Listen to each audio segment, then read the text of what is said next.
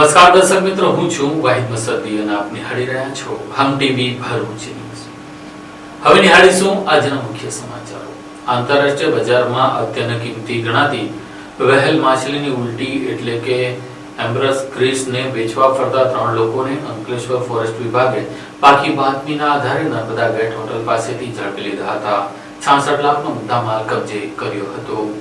મળતી માહિતી મુજબ વન વિભાગની બાતમી મળી હતી કે અંકલેશ્વરના નર્મદા ગેટ વિસ્તારમાં આવેલા એક હોટલ પાસે કેટલાક કિસ્મો પ્રતિબંધિત વન્યજીવ ઉત્પાદનોના વેચાણ માટે અવરજવર કરી રહ્યા છે। બાતમીના આધારે રેન્જ ફોરેસ્ટ ઓફિસર અંકલેશ્વર તથા સ્ટાફે વોચ ગોઠવી દરોડા જેવી કાર્યવાહી હાથ ધરી। આ દરમિયાન શંકાસ્પદ 3 વ્યક્તિઓની તપાસ કરતા તેમની પાસેથી અંદાજે 1.838 કિલોગ્રામ વજનનું વેલ માછલીનું વોમેટ મળી આવ્યું। આંતરરાષ્ટ્રીય બજારમાં અત્યંત કિંમતી ગણાતા એમ્બરગ્રીસની અંદાજિત કિંમત ₹66 લાખ હોવાનું પ્રાથમિક તપાસમાં સામે આવ્યું છે। વન વિભાગે આરોપી પાસેથી એમ્બરગ્રીસ ઉપરાંત ગુનામાં વપરાયેલ વાહનો પણ કબજે કર્યા છે, જેમાં કાર GJ01 RS 1622 તથા મોટરસાયકલ GJ16BN2475 નો સમાવેશ થાય છે। કુલ મળીને અંદાજે ₹66,70,000નો મુદ્દામાલ જપ્ત કરવામાં આવ્યો હોવાનું જાણવા મળ્યું છે। આજરોજ મહેરબાન નાયબ વન સંરક્ષક શ્રી સામાજિક વનીકરણ વિભાગ ભરૂચની સૂચના અને મહેરબાન મદદનીશ વન સંરક્ષક શ્રી ભરૂચ સામાજિક વનીકરણ વિભાગના માર્ગદર્શન હેઠળ અંકલેશ્વર રેન્જ તથા રેન્જના સ્ટાફ દ્વારા નેશનલ હાઈવે 8 નર્મદા ગેટ પાસે જે આરોપીઓ કમલેશ કુમાર નટવરલાલ ચૌહાણ, પટેલ હર્ષકુમાર ચંદ્રકાંત સિંધા, મહેન્દ્રભાઈ રમેશભાઈ દ્વારા વેલ માછલીની વોમેટનો વેપાર કરવા માટે, ધંધો કરવા માટે એ લોકો આવતા બાતમીના આધારે જે અમારી ઇન્ટેલિજન્સ બ્યુરો ટીમ સાથે એમને જે રેડ કરેલ અને એ મુદ્દામાલ સહિત 2 વ્હીકલ અને વેલ માછલીની વોમેટ કબજે કરી આગળની તપાસ કરવામાં આવેલ છે। એમાં શું હતું સર, કઈ રીતે આખું રેકેટ પકડાયું? એમાં આખું રેકેટ એવું હતું કે અમારી ઇન્ટેલિજન્સ બ્યુરો ટીમ છે એ આખું એનું સર્વેલન્સ પર ચાલતા હોય છે અને આ લોકોના બધા બાતમીદારોથી મેસેજો મળતા હોય છે અને બાતમીદાર દ્વારા મેસેજ મળવા કે ભાઈ આ નર્મદા ગેટ હોટલ પાસે એક વેલ માછલીની વોમેટનું ત્યાં આગળ સોદો થવાનો છે, તો જેથી કરીને એને એ પ્રમાણે વ્યૂહરચના ગોઠવી અને ઇન્ટેલિજન્સ બ્યુરોની ટીમ દ્વારા રેડ કરવામાં આવેલ। ત્યાર પછી વન વિભાગને તેમના દ્વારા હેન્ડઓવર કરવામાં આવેલ છે। તો સર, આ જે વેલ માછલીની વોમિટ છે એનો ઉપયોગ શેમાં કરવામાં આવે? વેલ માછલીની વોમિટનો ઉપયોગ એ અલગ અલગ વસ્તુમાં કરવામાં આવે, મેડિકલ તરીકે કરવામાં આવે છે। દરેક ક્ષેત્રમાં અલગ અલગ કરતા હોય છે આ લોકો કામ। આ લોકો ઇન્ડિયામાં જ વેચતા હતા કે ઇન્ટરનેશનલ? ઘણી વખત ઇન્ડિયામાં પણ જાય છે, ઇન્ટરનેશનલ પણ આ લોકોના કનેક્ટિવિટી હોય છે। અલગ અલગ જે પ્રમાણે એની કનેક્ટિવિટી હોય એ પ્રમાણે એ લોકો વેચતા હોય છે। પ્રાથમિક તપાસમાં શું બહાર આવ્યું છે? આ લોકો ક્યાં લઈ જાય? પ્રાથમિક તપાસમાં એમ બહાર આવેલું છે કે આ લોકો ભાવનગરથી માલ લાવેલા હતા અને ત્યારબાદ આનંદના એને માલ લેવા માટે આવેલા હતા અને આગળ એ આનંદથી ક્યાં જવાનો તેની તપાસ આગળ ચાલુ છે। એ તપાસ બહાર આવ્યા પછી આપને જણાવવામાં આવશે। ભરૂચની ઐતિહાસિક જુમ્મા મસ્જિદના ટ્રસ્ટીઓ દ્વારા આજે જિલ્લા કલેક્ટરને લેખિત અરજી આપીને જુમ્મા મસ્જિદ અંગે પ્રતિબંધિત સ્મારકના ભોયરામાં ગેરકાયદેસર રીતે પ્રવેશ કરી ફોટો અને વિડીયો વાયરલ કરનારા સામે તેમજ ભરૂચ શહેરની શાંતિને ભંગ કરવા મથામણ કરતા સંતો સામે કાનૂની કાર્યવાહી કરવાની માંગ કરી હતી અને કહી નાખ્યું હતું કે જુમ્મા મસ્જિદ હતી છે અને કયામત સુધી રહેશે તેવો દાવો મુસ્લિમ ટ્રસ્ટીઓએ કરી નાખ્યો હતો। ભરૂચની ઐતિહાસિક જામા મસ્જિદના ભોયરામાંથી પ્રાચીન મૂર્તિઓ મળી આવ્યાના દાવાને તે સંબંધિત વિડીયો ફોટો સોશિયલ મીડિયામાં વાયરલ થયા બાદ સમગ્ર જિલ્લામાં ચર્ચા અને વિવાદનો માહોલ સર્જાયો છે। આ મુદ્દે આજે જામા મસ્જિદના ટ્રસ્ટીઓ તથા મુસ્લિમ સમાજના આગેવાનો દ્વારા જિલ્લા કલેક્ટરે રજૂઆત માટે પહોંચ્યા। તેઓ વાયરલ સામગ્રી પ્રસારિત કરનારાઓ સામે કાયદેસરની કાર્યવાહી કરવાની માંગ ઉઠાવી। મુસ્લિમ સમાજના આગેવાનોનું કહેવું છે કે સોશિયલ મીડિયામાં જે ફોટા અને વિડીયો વાયરલ થઈ રહ્યા છે તેની સત્યતા અને હકીકત અંગેની તપાસ સંબંધિત સરકારી તંત્ર અને પુરાતત્વ વિભાગ દ્વારા થવી જોઈએ। જામા મસ્જિદ ટ્રસ્ટ દ્વારા સ્પષ્ટપણે જણાવાયું છે કે ભવિષ્યમાં પણ આ સ્થળ જામા મસ્જિદ તરીકે જ અસ્તિત્વમાં રહેશે અને મસ્જિદની કાનૂની તથા ધાર્મિક સ્થિતિ અંગે કોઈ શંકાને સ્થાન નથી। ઉલ્લેખનીય છે કે ગઈકાલે જામા મસ્જિદના ભોયરામાંથી જૈન તીર્થકર મલ્લીનાથ સહિત હિન્દુ દેવી દેવતાઓની પ્રાચીન મૂર્તિઓ મળી આવ્યાના હોવાના દાવા સામે આવ્યા છે। આ ઘટનાના ફોટા અને વિડીયો સોશિયલ મીડિયામાં વાયરલ થતા ચર્ચાના કેન્દ્રમાં આવ્યા છે। સમગ્ર મામલે હવે જિલ્લા વહીવટીતંત્ર, પુરાતત્વ વિભાગ અને કાયદો વ્યવસ્થા જાળવનારી એજન્સીઓની કાર્યવાહી પર સોની નજર છે। આજ રોજ તારીખ 11/6/2026 અને ગુરુવારના રોજ ભરૂચ ઐતિહાસિક જામા મસ્જિદના તમામ ટ્રસ્ટીઓ, અલગ અલગ સંસ્થાઓમાંથી આવેલા જમિયત ઉલમાએ હિન્દ છે, ઇકરા છે, તમામ તંજીમો અહીંયા મોજૂદ છે। મૌલાના અમારા કુરેશી પ્રેસિડેન્ટ સાહેબ બી મોજૂદ છે અને આજે અમે કલેક્ટર સાહેબને એક અપીલને માંગ કરવા આવેલા છે કે અમારો જે જામા મસ્જિદનો દરવાજો અનલીગલી રીતે બંધ કરેલો છે, કોઈ પણ જાતની નોટિસ કે પુરાવા વગર બંધ કરેલો છે, એને તાત્કાલિક ખોલવામાં આવે. જે લોકો ભોંય તળિયામાં ખોટી રીતે ઉતાર્યા અને પુરાતત્વ વિભાગના નિયમોનું ઉલ્લંઘન કરીને વિડીયો ખોટા વાયરલ કરી અને ખોટી હુમર ચલાવ્યું, એની સામે પણ ફોજદારી રાહે કાર્યવાહી કરવામાં આવે. અને જે નાગરાજ બાબા જે છે મહારાષ્ટ્રથી આવી અને ભરૂચ શહેરની શાંતિ દોરવાનો જે પ્રયત્ન કરે છે, આ શહેર શાંતિપ્રિય શહેર છે, ભાઈચારો એકતાનું શહેર છે. એને જે 15 તારીખે 5 થી 6 હજાર લોકો ભેગા કરવાનું જે આહવાન કરેલું છે, એની સામે પણ કાયદેસરની કાર્યવાહી કરવા માટે અમે આજે જુમ્મા મસ્જિદના તમામ ટ્રસ્ટીઓ અને આગેવાનો આવી અને કલેક્ટર સાહેબને માંગ કરી કે આ તમામની FIR દાખલ કરવામાં આવે અને જે કોઈ લોકો શહેરની શાંતિ દોરે એમની સામે કાયદેસરની કાર્યવાહી કરીને મુસ્લિમ સમાજ ન્યાય અને જસ્ટિસ મળે એના માટે આવેલા છે. જે ફરિયાદ છે તે તમે જાતે ફરિયાદી બનશો કે પછી પુરાતત્વ વિભાગ, આ પુરાતત્વ વિભાગની નૈતિક જવાબદારી આવે છે અને અમને ગઈકાલે પુરાતત્વ વિભાગમાં અમે જઈને આવ્યા, કમ્પ્લેન આપીને આવ્યા. એમને જ અમને કમિટમેન્ટ આપેલું છે કે આ તમામની સામે કાયદેસરની કાર્યવાહી થશે અને ફોજદારી રાહે કાર્યવાહી થશે.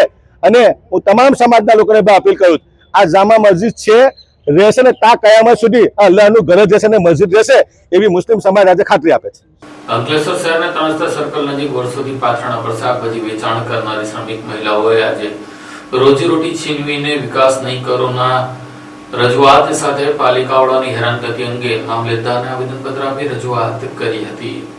અંકલેશ્વરના 3 રસ્તા વિસ્તારમાં વર્ષોથી શાકભાજી વેચાણ કરીને પોતાના પરિવારનું ગુજરાન ચલાવતી ગરીબ અને શ્રમિક મહિલાઓએ નગરપાલિકા તંત્ર સામે ગંભીર આક્ષેપો કરતા મામલતદારને આવેદનપત્ર પાઠવ્યું અને ન્યાયની માંગ કરી. મહિલાઓનો આક્ષેપ છે કે શહેરના ટ્રાફિક અને અવ્યવસ્થાના નામે પાલિકા તંત્ર વારંવાર તેમને સ્થળ પરથી હટાવવાનો, ધંધો બંધ કરાવવા અને માનસિક રીતે પરેશાન કરવા દબાણ કરી રહ્યું છે.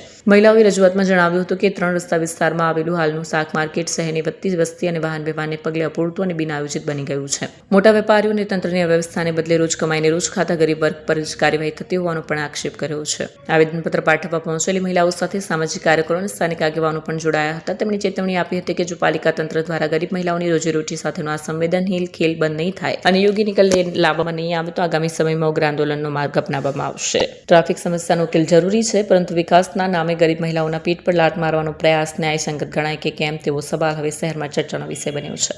મારું નામ મંજુબેન છે. હું 3 રસ્તા માર્કેટમાં 12-13 વર્ષથી શાકભાજીનો ફ્રૂટનો વેચાણ કરું છું. અમને 8 તારીખથી 3 રસ્તા માર્કેટે ઉઠાવી દેવામાં આવેલા છે. એવું કીધું કે તમે અહીંયા બેસવાનું નહીં, તો અમને 3 દિવસથી હેરાનગતિ થાય છે. અમે ઘણી બધી બહેનો છે જો આની પર આપણે જીવન અઢળશે, એટલે અમે એવું કહેવા માંગીએ કે હવે અમારું આના શું કરવું, કંઈ નિકાલ નથી, એ લોકો બેસવા દેતા નથી. એટલે હવે કેવું છે કે આટલા બહેનો અમારા 3 દાડાથી અમે બેસેલા પણ છે, પણ હવે એને કરીએ શું એ કોઈ અમને કહેતો નથી. એ લોકો એવું કહે કે અહીંયા ઉઠી જાઓ ને, એ લોકો નગરપાલિકાના માણસો આવે ને છત્રી એવું બધું અમારો નાખી દે છે, બેસવા દેતા નથી અમને. 3 દિવસ થઈ ગયેલા છે, એટલે અમે આ એપ્લિકેશન રજૂઆત કરવા આવેલા છે.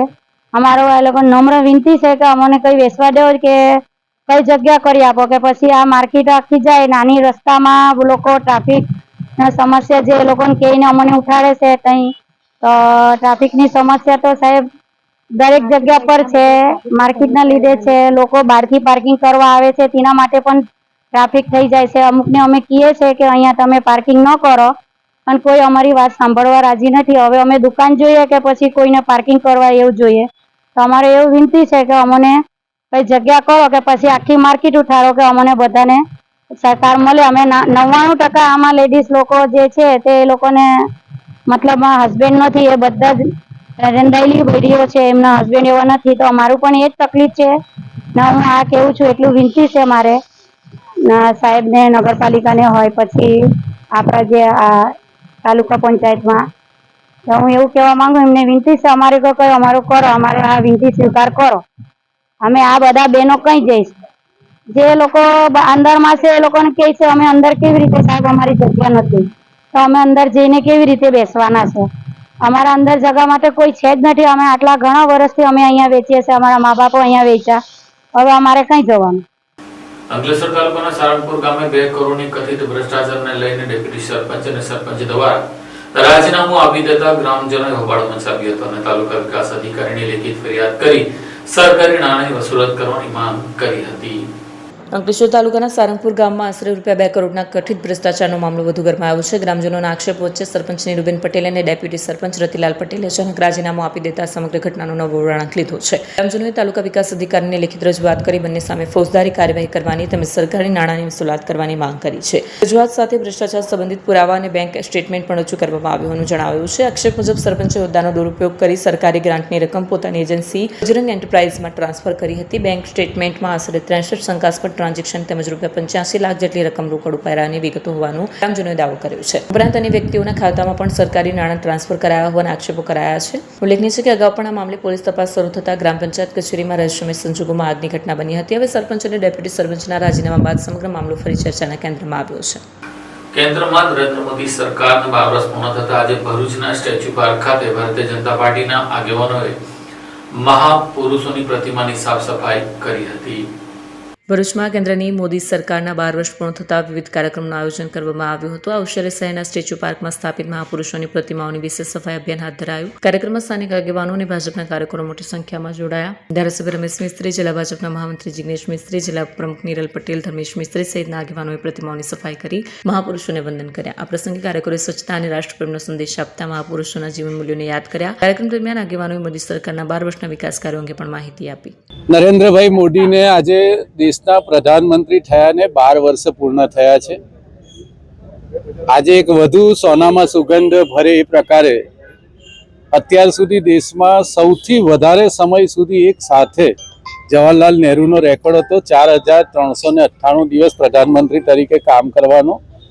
નરેન્દ્રભાઈ મોદીને આજે 4399 દિવસ થયા છે. એટલે સૌથી વધારે સમય દેશના પ્રધાનમંત્રી તરીકે એમણે એક પણ દિવસ રજા લીધા વિના, આરામ કર્યા વિના અવિરત વિકાસ અને એના કારણે જનતાનો એમને સતત વિશ્વાસ પ્રાપ્ત થઈ રહ્યો છે. અને સરકારને મજબૂત કરીને જનકલ્યાણના અનેકવિધ કામો આ 12 વર્ષના સમયગાળામાં નરેન્દ્રભાઈ મોદીએ પીએમ તરીકે કર્યા છે.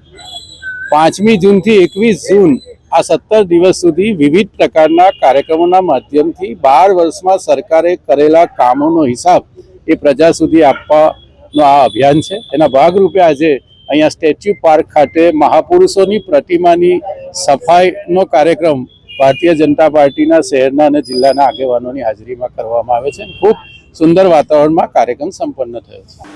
અંકલેશ્વર શહેરના વોર્ડ નંબર 2 ના ઉન્નતિનગરમાં છેલ્લા 10 દિવસથી ગટરનું પાણી રોડ ઉપર વહેતા લોકોને મુશ્કેલી ઊભી થતા સ્થાનિક રહીશોમાં પાલિકાની આ બેદરકારીને લઈને રોષ જોવા મળ્યો હતો.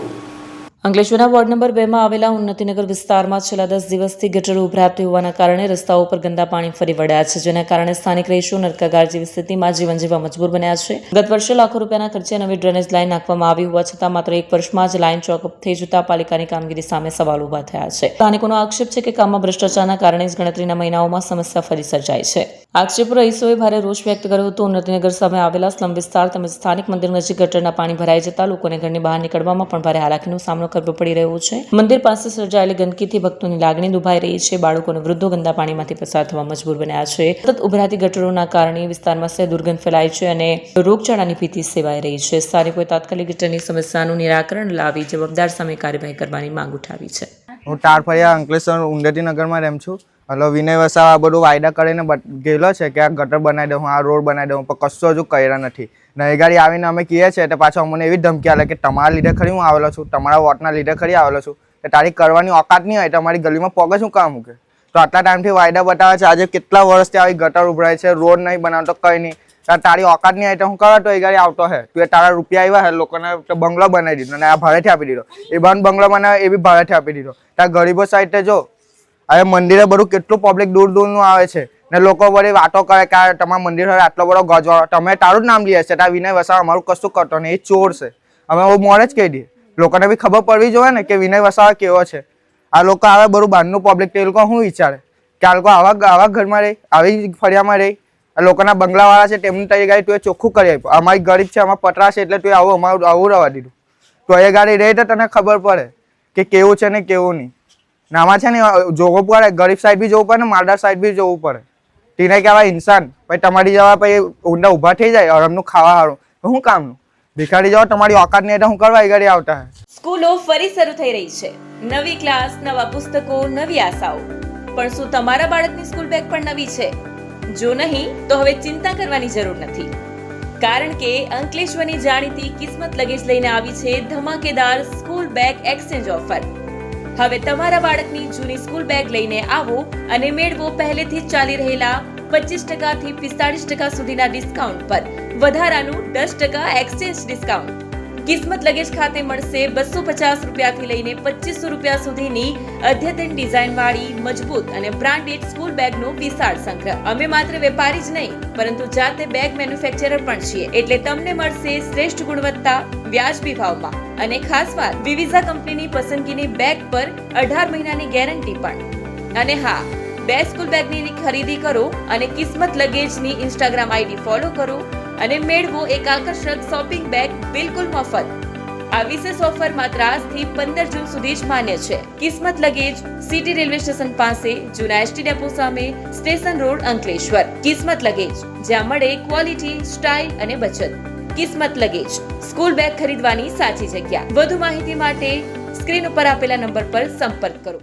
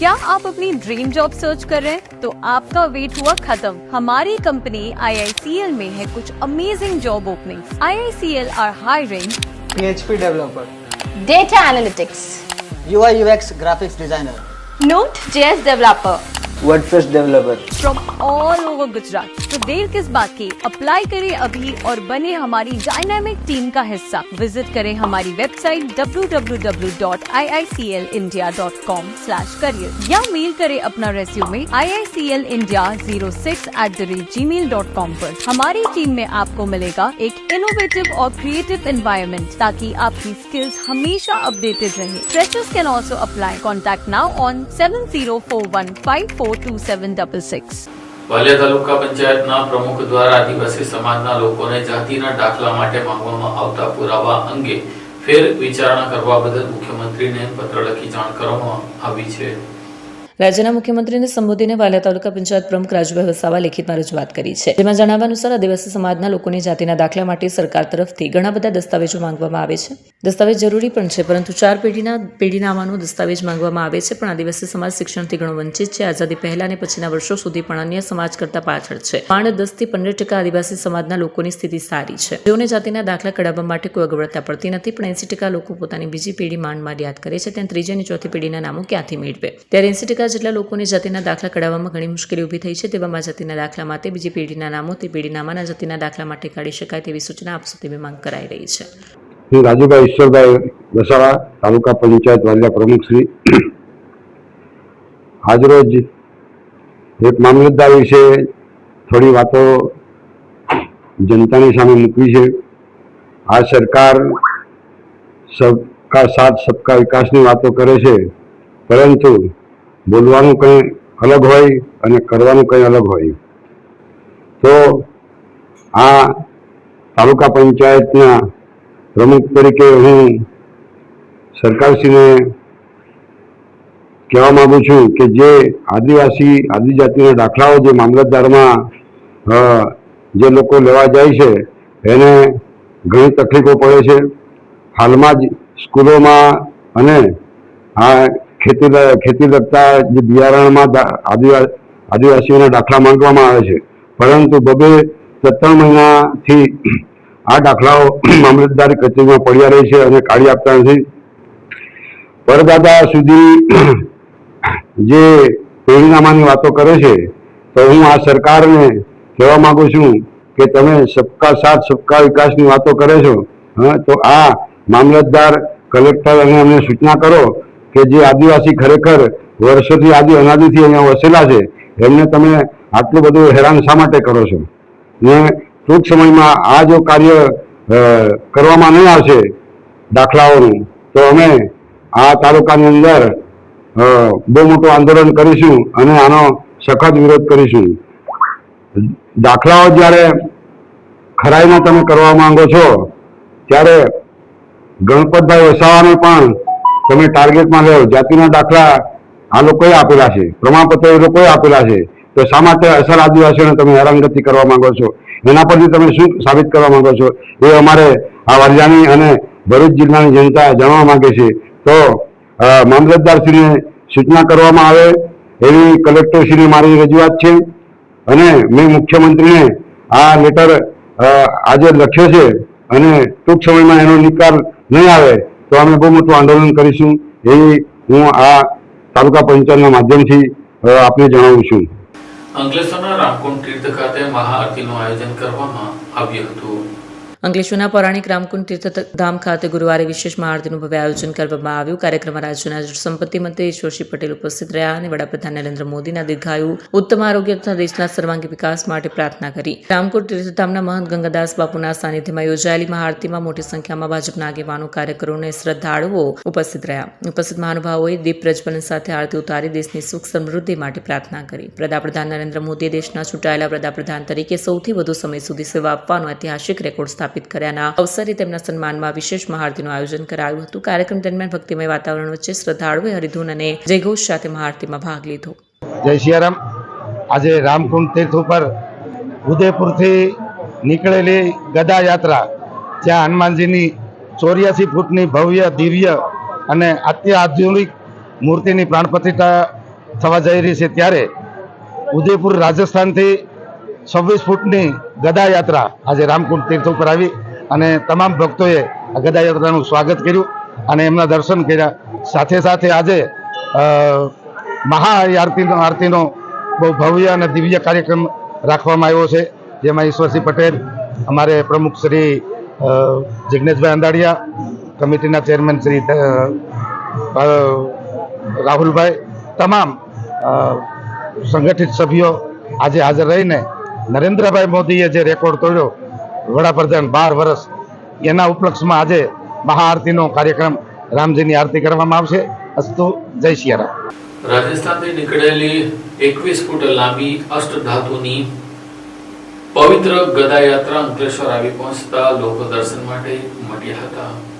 અંકલેશ્વર શહેરમાં રાજસ્થાનથી નીકળેલી 21 ફૂટ લાંબી અને અષ્ટધાતુથી બનેલી પવિત્ર ગદાની ઐતિહાસિક ગદાયાત્રાનું ભવ્ય સ્વાગત કરવામાં આવ્યું. રાજસ્થાનના ઉદયપુર ખાતે કંચન સેવા સંસ્થાન દ્વારા નિર્માણાધીન 11 મુખી અને 84 ફૂટ ઊંચા હનુમાનજી મહારાજના મંદિરના સંદર્ભમાં આ ગદાયાત્રાનું આયોજન કરાયું છે. છેલ્લા 2.5 વર્ષથી ગુજરાતભરમાં ભ્રમણ કરી રહેલી યાત્રા આગામી સમયમાં સમગ્ર ભારતનો પ્રવાસ કરશે. અંકલેશ્વરમાં ગદાયાત્રાના આગમન પ્રસંગે રામકુંડ ખાતે મહંત ગંગાદાસ બાપુના હસ્તે અષ્ટધાતુની ગદાનું વિધિવત પૂજન અને આરતી ઉતારવામાં આવી. આ પ્રસંગે રાજ્યમંત્રી ઈશ્વરસિંહ પટેલ ઉપસ્થિત રહી ગદાના દર્શન કરી પૂજા અર્ચના કરી આશીર્વાદ પ્રાપ્ત કર્યા. ગદાયાત્રા શહેરના વિવિધ વિસ્તારોમાં ફરી જ્યાં મોટી સંખ્યામાં શ્રદ્ધાળુ ઉમટી પડ્યા.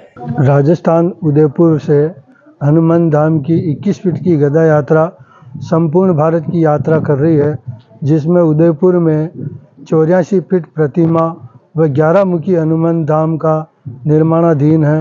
तो उसके धर्म जागरण व उपलक्ष्य में धर्म प्रचार और सनातन धर्म से जागृत करने का प्रयास ज़्यादा से ज़्यादा किया जा रहा है.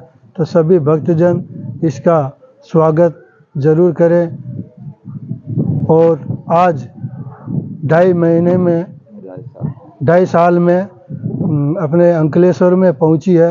तो सभी भक्तों ने हर्षोल्लास के साथ स्वागत किया है और ये 10 साल का प्रोजेक्ट है जिसमें 7.5 वर्ष तक ये और पूरे भारत देश में घूमेगी। फिर उसके बाद अयोध्या जाकर के उदयपुर में जो 84 फीट प्रतिमा 11 मुखी हनुमान जी निर्माणाधीन है, उनकी प्राण प्रतिष्ठा के साथ इस अष्ट धातु से बनी पवित्र गदा का जो 21 फीट की गदा संपूर्ण भारत की यात्रा कर रही, जो प्राण प्रतिष्ठा के साथ लगाई जाएगी। जय जय श्री राम। ભરૂચમાં સામાજિક સંસ્થા અને હોસ્પિટલે મળીને મેગા મેડિકલ કેમ્પનું આયોજન કરવામાં આવ્યું છે। રોટરી ક્લબ ઓફ ભરૂચ અને જય ઝૂલેલાલ હોસ્પિટલના સંયુક્ત આયોજન હેઠળ મેગા મેડિકલ સર્જિકલ કેમ્પનું આયોજન કરવામાં આવ્યું છે। આ કેમ્પમાં ઇન્ડિયન મેડિકલ એસોસિએશન ભરૂચ શાખા, Indian dental association Bharuch Ankleshwar શાખા, હોમિયોપેથી મેડિકલ એસોસિએશન તથા રોટરી કોમ્યુનિટી કોર્પસ ભરૂચનો સહયોગ રહેશે। કેમ્પ આગામી રવિવાર 14 સપ્ટેમ્બરના રોજ સવારે 8 વાગ્યાથી બપોરે 2 વાગ્યા સુધી જય ઝૂલેલાલ હોસ્પિટલ તવરા રોડ ખાતે યોજાશે। કેમ્પમાં વિવિધ રોગોના નિદાન અને સારવાર માટે 80 જેટલા નિષ્ણાત તબીબોની સેવા ઉપલબ્ધ રહેશે। દર્દીઓને જરૂરી દવાઓ મફતમાં આપવામાં આવશે। પ્રેસ કોન્ફરન્સમાં રોટરી ક્લબ ઓફ ભરૂચના અનીસ પરીખ સહિતના હોદ્દેદારો ઉપસ્થિત રહ્યા હતા। રોટરી ક્લબ ઓફ ભરૂચ તથા ઝૂલેલાલ ટ્રસ્ટના આર્થિક સહયોગથી તારીખ 14 જૂન રવિવારના રોજ સવારે 8 થી બપોરે 1 વાગ્યા સુધી ઝૂલેલાલ હોસ્પિટલ તવરા રોડ ખાતે એક મેડિકલ કેમ્પનું આયોજન કરવામાં આવ્યું છે। આ મેડિકલ કેમ્પમાં ભરૂચના 80 જેટલા તજજ્ઞ ડૉક્ટરો સેવા આપશે અને આ કેમ્પ દરમિયાન જે બી દર્દીઓને દવાની જરૂર હશે તેમને નિઃશુલ્ક દવા પ્રોવાઈડ કરવામાં આવશે અને સાથે સાથે જેને ઓપરેશનની જરૂર હશે તેવા દર્દીઓને ભરૂચ રોટરી ક્લબના નિયમ અનુસાર એમનું ઓપરેશન પણ સંપૂર્ણપણે ફ્રીમાં કરી આપવામાં આવશે। સાથે સાથે નારાયણ હોસ્પિટલ જેની મદદથી તમામ જે દર્દીઓ છે તેમને આંખની ચકાસણી કરી અને જો જરૂરિયાત હશે તો એમને આંખના ઓપરેશન પણ ફ્રીમાં કરી આપવામાં આવશે અને સાથે જયાબેન મોદી હોસ્પિટલના કેન્સરના તજજ્ઞ ડૉક્ટરોની ટીમ દ્વારા કેન્સરનું પણ નિદાન એ જ સ્થળે કરી આપવામાં આવશે। આ કેમ્પમાં ભરૂચના તમામ લોકોને અમારી નમ્ર અપીલ છે કે જેટલા બને એટલા લોકો આમાં આ કેમ્પનો લાભ લે અને આપ સૌ પત્રકાર મિત્રોના માધ્યમથી અમે સૌ ભરૂચની જનતાને અપીલ કરીએ છીએ કે આ કેમ્પનો આપ સંપૂર્ણપણે લાભ લે। વડાપ્રધાન નરેન્દ્રભાઈ મોદીના લાંબા આયુષ્ય માટે ભાજપના આગેવાનોએ સત્યનાથ મહાદેવ મંદિર ખાતે મહાઆરતી કરી હતી। ભરૂચ શહેરમાં વડાપ્રધાન નરેન્દ્ર મોદીએ દેશના સૌથી લાંબા સમય સુધી ચૂંટાયેલ પ્રધાનમંત્રી તરીકેનો રેકોર્ડ સ્થાપિત કર્યાની ખુશીમાં વિશેષ ઉજવણી કરવામાં આવી। શહેરના જાણીતા સત્યનાથ મહાદેવ મંદિરે ભવ્ય મહાપ્રસાદીનું આયોજન કરવામાં આરતીનું આયોજન કરવામાં આવ્યું, જેમાં મોટી સંખ્યામાં કાર્યકરો અને નાગરિકોએ હાજરી આપી। આ પ્રસંગે ધારાસભ્ય રમેશ મિસ્ત્રી, રાજ્યસભાના પૂર્વ સાંસદ ભરતસિંહ પરમાર, નગરપાલિકા પ્રમુખ દેવેન્દ્ર વસાવા, જિલ્લા ભાજપ પ્રમુખ પ્રકાશ મોદી, ઉપપ્રમુખ નિરલ પટેલ, દિવ્યેશ પટેલ, નરેશ ઠક્કર સહિતના આગેવાનો ઉપસ્થિત રહ્યા હતા। કાર્યક્રમ દરમિયાન દેશના વિકાસ, આત્મનિર્ભર ભારત અને જનસેવાના વિવિધ મુદ્દાઓ પર ચર્ચા કરવામાં આવી। મહાઆરતી બાદ ઉપસ્થિત લોકોએ વડાપ્રધાન મોદીના નેતૃત્વ પ્રત્યે વિશ્વાસ વ્યક્ત કરી દેશના ઉજ્જવળ ભવિષ્ય માટે શુભેચ્છાઓ પાઠવી। શ્રી નરેન્દ્રભાઈ મોદીને દેશના પ્રધાનમંત્રી તરીકે 12 વર્ષ પૂર્ણ થયા છે। સ્વતંત્ર ભારતમાં સૌથી વધારે સમય સુધી પ્રધાનમંત્રી તરીકે રહેવાનો વિક્રમ પણ આજે એમણે તોડ્યો છે। આજના દિવસે 4399 દિવસ એમને થયા છે પીએમ તરીકે।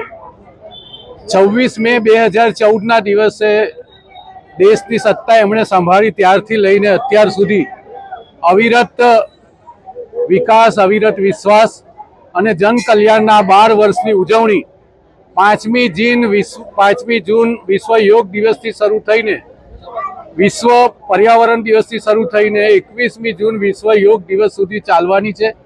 આ સમયગાળા દરમિયાન 12 વર્ષમાં ભારત સરકારે કરેલા કામોનો હિસાબ કિતાબ એ પ્રજાની સામે આપવા માટેનું અભિયાન છે અને ભવિષ્યમાં 2047માં વિકસિત ભારત બનાવવા માટેનું જે સપનું છે એની જે બ્લુપ્રિન્ટ છે, એનો જે એક્શન પ્લાન છે, એના માટે થઈને જે ટાસ્ક ફોર્સ રાજ્યોમાં અને દેશમાં બન્યું છે એ દ્વારા તબક્કાવાર 2047 સુધી ભારતને વિકસિત બનાવવા માટે શું કામ કરવા છે સરકાર જઈ રહી છે એનાથી લોકોને વાકેફ કરવા માટે અને આજનો આ મહાઆરતીનો જે કાર્યક્રમ છે દેશની તમામ વિધાનસભાઓમાં આજે એક સાથે આ કાર્યક્રમ છે। ભગવાનને પ્રાર્થના કરીને નરેન્દ્રભાઈ મોદીને એવા આશીર્વાદ મને પરમાત્માના કે જેનાથી એ દીર્ઘાયુ થાય અને આવનારા અનંત વર્ષો સુધી એ દેશની જનતાની સેવા કરી શકે એવા ભાવ સાથે ભારતીય જનતા પાર્ટીના તમામ કાર્યકર્તાઓ, સામાજિક આગેવાનો, ધાર્મિક આગેવાનો, એનજીઓ ના આગેવાનો આ બધા ભેગા થઈને આજે આ શક્તિનાથનું જે ઐતિહાસિક સ્થાન છે એના ઉપર મહાઆરતી કરીને નરેન્દ્રભાઈના દીર્ઘાયુ માટે અમે પ્રાર્થના કરી છે.